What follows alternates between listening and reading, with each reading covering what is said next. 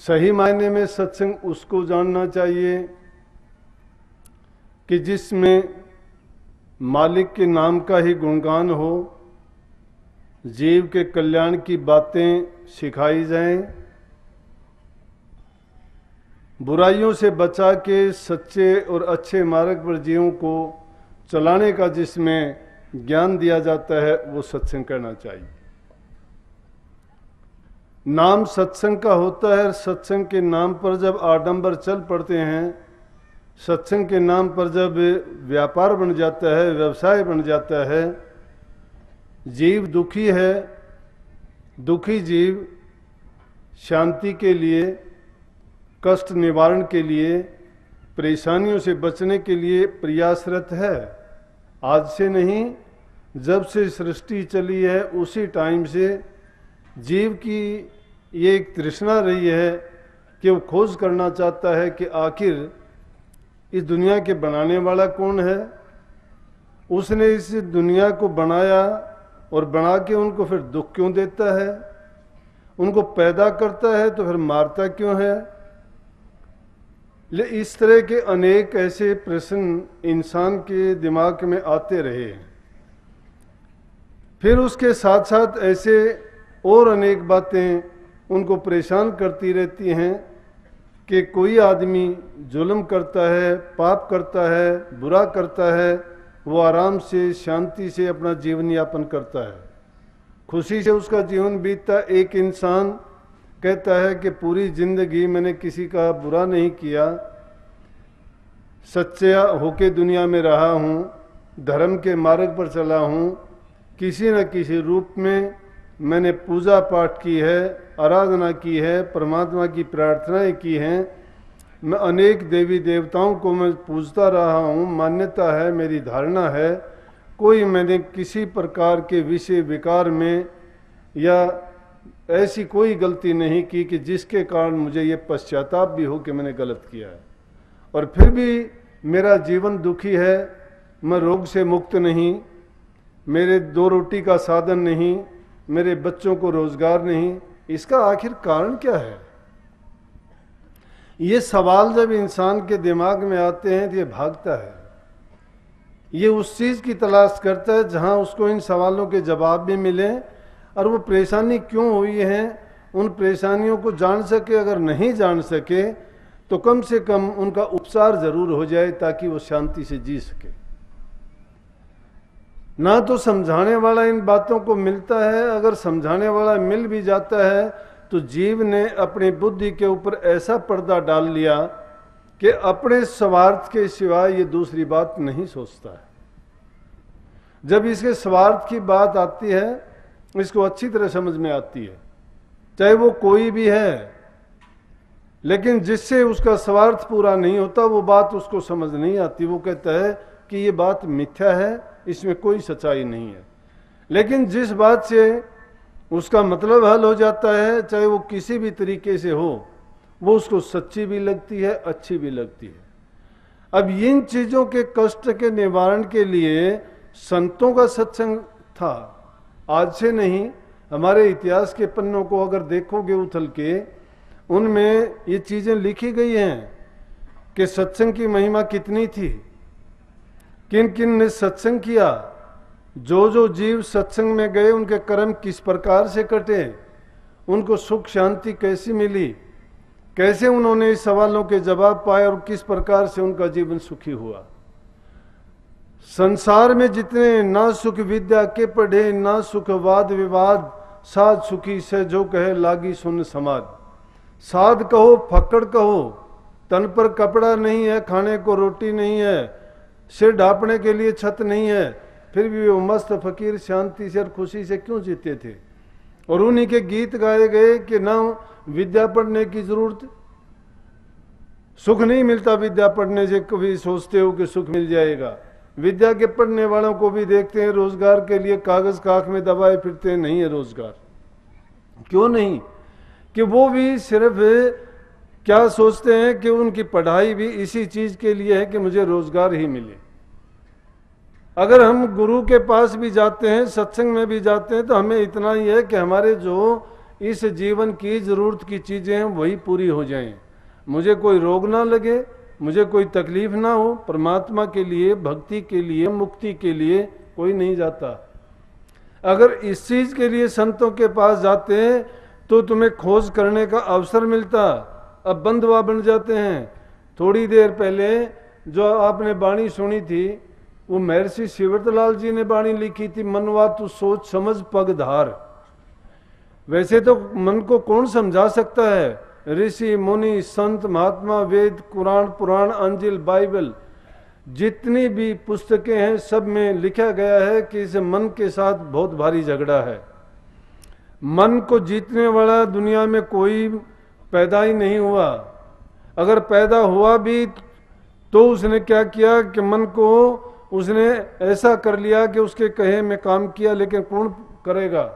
जब तक पूर्ण गुरु नहीं मिल जाता है तो ये मन को नहीं जीत पाता है। अब मन कोई ऐसी चीज है नहीं कि जिसको पकड़ के ला के उसके सामने खड़ा कर दे। गुरु के पास वो युक्ति है जो इसे मन को समझा सकता है, लेकिन फिर भी ये बुद्धि मन को कहती है कि इस दुनिया में तू सोच समझ के पगधार। अब मन को क्या सोचना समझना है कि अपनी सारी मन की वृत्तियों को, अपने सारे क्रियाकलापों को, अपनी सारी चालाकियों को, अपनी बुद्धि और ज्ञान को गुरु की शरण में जाके तो उनके अर्पण करके देख। लेकिन गुरु होना चाहिए। अगर गुरु पूरा नहीं है, गुरु पाखंडी है, गुरु झूठा है, गुरु संसार में फंसा हुआ है, गुरु व्यवसायी है, गुरु कारोबार चलाता है, गुरु नहीं है। आप कहोगे तो गुरु की पहचान कैसे होगी जीव को? अगर जीव सच्चाई के मार्ग पर चलेगा, अगर ये चाहेगा तो खोजते खोजते इसको सच्चा भी जरूर मिल जाएगा। गुरु कोई आडंबर पाखंड नहीं करते हैं, जीवों को कर्म भ्रम में फंसाते नहीं बल्कि कर्म और भ्रमों से निकालते हैं। जितने भी पुराने युगों के संतों के आप जीवन देखोगे, उपदेशों को देखोगे, किताबों में उनका, ग्रंथों में संकलन है, उन्होंने क्या किया कि संसार के जीवों के भ्रमों को निकाला था। ये संसार में फंसा हुआ जीव ऐसा है कि जो कर्म करता है निषिद्ध कर्म कर बैठता है और उसके करने से इसको पाप का कर्म का भार चढ़ता चला जाता है, फिर उस दलदल से निकलना बड़ा मुश्किल हो जाता है। अब जितने भी गीत गाए गए, जितनी ये बातें बताई गई, क्योंकि माया सम नहीं मोह निर मन सवार नहीं चोर। माया ऐसी मोहनी है कि हर जीव को ये मोह लेती है और मन के बराबर चोर नहीं है। यहां रावण की बात आई कि रावण के कितने 10 शीश थे, 20 भुजा थी, महा ताकतवर था, महाज्ञानी था, चारों वेदों का टीकाकार था, प्रकांड पंडित था, लेकिन कर्म निषेध कर बैठे हो। जो कर्म किए वो बुरे कर्म किए, उन बुराइयों को अपने अंदर ले लिया तो उसकी करनी, जो करनी करके तप के बल से, आराधना के बल से देवताओं को प्रसन्न करके ऐसी ऐसी शक्तियां उसने प्राप्त कर ली कि सबको उसने अपने काबू में कर लिया। उसके कहने से पवन उसके लंकापुरी में बुहारी देती थी, इंद्र देवता बरसात करता था, छिड़काव करता था पानी का, कुबेर का खजाना मौजूद रहता था, एक पैसे की कमी नहीं, सोने की लंका बना दी थी। और विश्वकर्मा को जब हुक्म देता था तब उसको नई से नई चीजें बना के तैयार कर देता था। उस जमाने में उस लंका का नाम था। ये प्रकरण इसलिए आया क्योंकि आज से 2 दिन बाद जिस रावण का दहन किया जाएगा, उन कब से देखो त्रेता युग में हुए हैं और उस टाइम से द्वापर गया, उसके बाद में तो अरब कलयुग का भी शायद मेरी समझ में अंत समय होगा। ये तीसरा युग बीत गया। आज भी उस रावण की बुराइयों को याद करके बुराइयों को आग लगाते हैं, लेकिन वो बुराइयां अब भी नहीं मिटती। उस जमाने में तो कितने रावण के 10 शीश थे, आज तो अनेकों शीश हो चुके उस रावण के। वो तो मर के जीने वाला है, उसको जलाने के बाद तो वो रहता ही नहीं है, कोई भी उसको याद करने से भी नहीं मिलता। लेकिन उस रावण को तो हर साल फिर पैदा कर लेते हैं, फिर जलाते हैं। लेकिन असली रावण हमारे मन के अंदर जो बैठा हुआ है वो मन है। ये मन ऐसा रावण है कि तरह तरह की बुराइयां, तरह तरह के खोटे कर्म, विषय विकारों में इस जीव को डाल के इसकी दुर्गति कर डालता है। लेकिन उस मन को हम नहीं सुधारते हैं। जिस प्रकार से उस रावण को बार बार करते, उसी प्रकार से हमारा मन का जो रावण, हमारे मन रूपी रावण को हम एक पल के लिए भी नहीं रोक पाते हैं। क्यों नहीं रोक पाते हैं? कि हम समझे नहीं, गुरु के ज्ञान को नहीं समझे। भक्ति का मार्ग बड़ा कठिन है, लेकिन अगर वही गुरु की बातों को मान लिया जाता, रावण अगर अहंकारी नहीं होता, वो इन चीजों को प्राप्त करके, इसलिए कोई बल का, इसमें कहा था ना, मन के लिए कहा कि अरे मन तू सोच समझ के पग धर, ना तेरी ज्ञान से मुक्ति होनी है, ना तेरी भक्ति से मुक्ति होनी है, ये युक्तियां नहीं है। और ना ही तू और दूसरे काम करेगा। कोई गुरु का पशु है, कोई वेद का पशु है, पशु बने फिरे। कबीर साहब का एक शब्द है कि जग में मानस कोई ने देखा, जो देखा सो पशु बना है, बैल बना है, बैल पशु के रूपा। सबको देखो बैल बने हुए हैं। किस किस के बैल हैं? कोई बैल बना गोरख का, कोई बैल बना शंकर का, कोई बैल है रीत रसम का, कोई बैल कंकर पत्थर का, कोई बैल है चार वेद का, और कोई बैल सठ दर्शन का। अपनी आप ने खबर न पाई, देखा ना मुख दर्पण का। हम इन चीजों के बैल बने हुए हैं। नर पशु, गुरु पशु, वेद पशु, संसारा मानसता को जानिए, जा को विवेक विचारा। नहीं, इनके बैल कैसे बने हैं? कोई माया का बैल है, कोई संतान का बैल है, कोई स्त्री का बैल है, कोई विद्या का बैल है, कोई हुसन का बैल है, कोई धन का बैल है। उसके भार को लदाए लदाए फिरते हैं, लेकिन जो एक कटु सत्य है उसको हम जानते ही नहीं है। और कटु सत्य क्या है? कि जब तक ये जीव गुरु की शरण में जाके उस असली जो सवाल थे, जो असली बात है कि हम क्यों आए थे, कर क्या रहे हैं, करना क्या चाहिए था, वो चीज हमें गुरु के सिवाय कोई नहीं देता है। गुरु कौन? गुरु वो जो विषयन से जो रहे उदासा, परमार्थ की जा मन आशा, धन संतान प्रीत ने जाके, खोजत फिरत साध गुरु जाके, जो विषय विकारों से अलग है।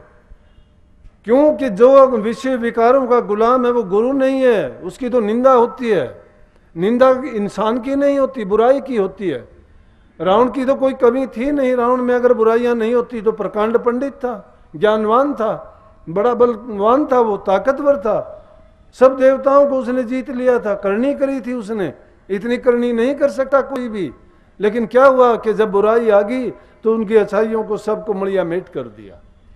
इसीलिए प्रेमियों कि हम जब गुरु की शरण में चले जाते हैं तो गुरु हमें यही ज्ञान का गुटका देता है कि अगर तुम्हारे पास सारी चीजें हैं, तन का बल तुम्हारे पास है, धन का बल तुम्हारे पास है, आत्म बल तुम्हारे पास है, चाहे तुम्हारे पास कितने भी बल, कितने भी धन, कितनी भी ताकत, कितनी भी पदवी ऊंची, ये दुनिया की चीजें कितनी भी हों, लेकिन अगर गुरु का ज्ञान तुमने नहीं लिया है तो सब धूल समान है, वो सब मिट्टी के समान है। दुनिया में अंधे की तरह हम आए हैं। अंधा तो बेचारा इसलिए है कि उसको दिखाई नहीं देता। हम अकल के अंधे बने हुए इस दुनिया में घूमते हैं। चंद दिन का जीवन है, उस जीवन को ये नहीं सोचते कि परमात्मा ने हमें अवसर दिया है कि हम नेक कमाई करके, नाम की कमाई करके इस दुनिया से सुखाले होके गुजरें, कि फिर इस दुनिया में मुड़ के ना आए। लेकिन नहीं समझ आती है जीव को। जीव तो सोचता है कि मैं जो करता हूँ वो होता है, मेरे समान कोई दूसरा नहीं है। इसलिए रावण, बाली, जड़ भरत ज्ञानी, कैसे कैसे ताकतवर योद्धा, भीम, अर्जुन जैसे इस दुनिया में, दुशासन जैसे, लेकिन आज उनकी गिनती कहाँ है। कोई रूपवान था, कोई बलवान था, कोई धनवान था, कोई ताकत के उससे बड़ा था, लेकिन किसी की सोने की लंका थी, लेकिन टाइम आया तो उसके उस सोने की लंका में दीपक जलाने वाला तक नहीं रहा। लेकिन अगर नेक काम किए होते, एक विभीषण लंका में था जिसने नेक काम किए, प्रभु की भक्ति में लग गया, गुरु की शरण में गया, रामचंद्र जी के पास जाके कहा, वो कुल कुटुंब परिवार किसका क्यों नहीं रहा। वैसे तो इसी प्रकार से संतों ने जो फरमाया है कि जो हमारे पीछे लगे हुए हैं, जो हमें अपने भासते हैं देखने में, ये अपने हित से लगे हुए हैं। जब इनका हित पूरा नहीं होगा तभी से ये दुत्कारा और छुटकारा दे देंगे, कह देंगे कि अब तेरा हमारा लेना देना नहीं है, अब तो इससे पीछा छूट जाए। उसका बोलना भी अच्छा नहीं लगता है। इसलिए प्रेमियों, संतों की शरण में अगर जीव चला जाए और उनके वचन की पालना करे। अब गुरु की शरण में भी चले गए, वचन को मानते नहीं हो, गुरु की शरण में जाना बड़ा कठिन है, शरण में चले गए तो रहना बड़ा कठिन है, अगर रह भी गए तो उनकी समझ रमज को समझना बड़ा कठिन है। संतों की रमज नहीं समझ सकते, वो तो जो संतों के पास रहे हैं वही हैं। संत तो बल्कि पापियों को, दुष्टों को, निंदकों को भी निभा देते हैं, क्योंकि जो गुण परमात्मा में है वो जो है संतों में ही है। जिस प्रकार से परमात्मा अपनी दुनिया से किसी को, बुरे को भी, दुष्ट को भी, पापी को भी, कपटी को भी, लंपट लबारी झूठे को भी वो कुछ नहीं कहता। परमात्मा की तरफ से किसी को सजा नहीं है। उसकी दुनिया में रह के तुम आज़ादी से कुछ भी करो, उसका कोई न्योरा नहीं है। लेकिन जीव अगर अच्छा काम नहीं करता है, जीव अगर खोटे कर्म कर लेता है, तो उसका कर्म तो उसको भोगना पड़ेगा। फिर उसको अपने आप जवाब मिल जाता है कि तेरा किया हुआ कर्म तू ही भोगेगा। और हम क्या करते हैं, अपनी गलतियां, अपनी कमी नहीं देखते, हम दूसरों की कमियों की ओर ध्यान देते हैं, दूसरों की बुराइयों को खोजते फिरते हैं। और ऐसे आदमी जो दूसरे में बुराई खोजते हैं, वो कभी भी भला उनका हो नहीं सकता। क्यों नहीं हो सकता? कि ऐसे आदमी बड़े दुख पावें जो नित्य मनावें सोग, जो रोजाना, और उनका इतना बढ़ जाए रोग ना दवाई लागे से, जो रोजाना सोग मिलाता है वो रोजाना मरता है। उस इंसान का जीना भी क्या है? हमेशा जाओ, मैं कहता हूं विशाल हृदय वाले बनो। अगर गलतियां हैं तो अपनी गलती करने वाला गलती खुद भोगेगा, तुम उनके लिए क्यों परेशान होते हो? तुम्हारा फर्ज यह है कि उसको समझाओ, बुझाओ, कहो कि अच्छा काम करो। लेकिन अगर नहीं मानता है तो उसके भोगने की बजाय तुम उस कर्म को ज्यादा भोगने वाले बनते हो, अगर वो कहना नहीं मानता है तो। या उसके बुरे कर्म पर तुम्हारी दृष्टि जब रहती है तो तुम्हारा भी गुरु का नाम का सुमरण नहीं है, तुम्हारा सुमरण है सिर्फ गलतियां ढूंढने का, सिर्फ उसे पापी कपटी आदमी को देखने का नहीं। आदमी ऐसे ख्याल को अपने दिल से और दिमाग से निकाल दे, नहीं तो वो अगर तुम्हारे दिमाग में बैठे रहेंगे तो मैं कहता हूं तुम सुमरण भी नहीं कर सकते अच्छे नाम का। क्योंकि जिस मन के अंदर पहले ही कोई चीज ऐसी बैठी हुई है, बुराई जिसमें धसी हुई है, अच्छे गुण उसमें नहीं आ सकते। अच्छे गुणों को लाने के लिए पहले अपने मन को साफ करना पड़ेगा, इसमें छिपी हुई बुराइयों को निकालना पड़ेगा। इसीलिए गुरुमुखता के गीत गाए गए कि गुरुमुख बनो, गुरु ने जो कह दिया उसकी आज्ञा का पालन करो। अब अगर देखा जाए आज के युग में कि क्या देखते हैं हम कि एक परिपाटी पड़ गई कि ये नहीं, वो नहीं, वो तो जो इंसान करता है उसको पता लगता है। जो निंदक लोग होते हैं उनका काम निंदा करना होता है, लेकिन वो निंदा करने वाले अच्छे आदमियों की बुराइयों का पाप खुद ले लेते हैं। जहां निंदक होने चाहिए उनको डरना नहीं चाहिए, बल्कि उनको ये सोचना चाहिए ये मेरे हित की बात करता है।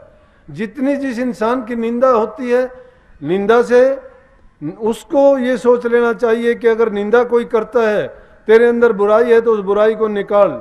अगर बुराई तेरे अंदर नहीं है तो निंदक को उसका जो काम है वो करने दीजिए, तेरे पापों को, दुखों को वो दूर ही दूर अपने आप साफ कर देगा। संतों ने इसके लिए सही बात ये कही कि निंदक के लिए निंदक को नजदीक रखो, दूर ना जाने दो। क्योंकि निंदक कैसा काम करता है, जिस प्रकार सुअर गाम के भिष्टे को साफ कर देता है घूम के, इसी प्रकार से निंदक आदमी भी करता है। लेकिन एक राम भगत को, सेवक को, सच्चे परमार्थी को, उसको ये चाहिए कमल के फूल की भांति रहे। वो कमल चाहे कितना भी तुम पानी चढ़े, चाहे कितना ये कीचड़ ऊंचा चलता जाए, कीचड़ में पैदा होता है कमल, और वो कीचड़ कितना भी ऊंचा जाता जाए वो उसमें डूबता नहीं है। जितना ऊंचा जाएगा कमल का फूल उससे ऊपर निकलता चला जाएगा। कमल के फूल की शोभा देखो, लेकिन वो उस कीचड़ और दलदल में फंसता नहीं है। इसी प्रकार से उन निंदाओं के बीच रहने वाला अपने आप को कमल के समान से पवित्र रखे। उस गंदगी को बढ़ने दो, जितनी भी बढ़ती है कोई बात नहीं, उसकी परवाह ना करो। जिसका गुरु रखवाला है उसका कोई बाड़ बांका नहीं कर सकता। लेकिन हो गुरु का सच्चा सेवक, और गुरु भी सच्चा होना चाहिए। अगर गुरु सच्चा नहीं है तो छोड़ने में देर नहीं करनी चाहिए, पल की भी। अगर ऐसे गुरु को तुम नहीं छोड़ोगे या कोई टेक बांध के उसके पास रहोगे, तुम्हारा अहित होगा, हित नहीं होगा। सही गुण और लाभ प्राप्त करना चाहते हो तो सच्चे गुरु की शरण में। सच्चा गुरु आपको कैसा गुरु? अगर गुरु से तुम्हें पता लग जाए ये अच्छा नहीं है, लोभी है, लालची है या इसमें बुराई है, ऐसे गुरु का हित नहीं, तुम्हें नुकसान होगा। बेटा नालायक तजो तजो स्वार्थी यार, निर्मोही माता तजो तजो निलज्जी नार, तजो निलज्जी नार तजो सन्यासी कामी, नौकर नमक हराम तजो तजो अन्यायी सामी, गुरु लालची तजो तजो चेला अड़सेटा, और पिता धर्मी तजो तजो नालायक बेटा।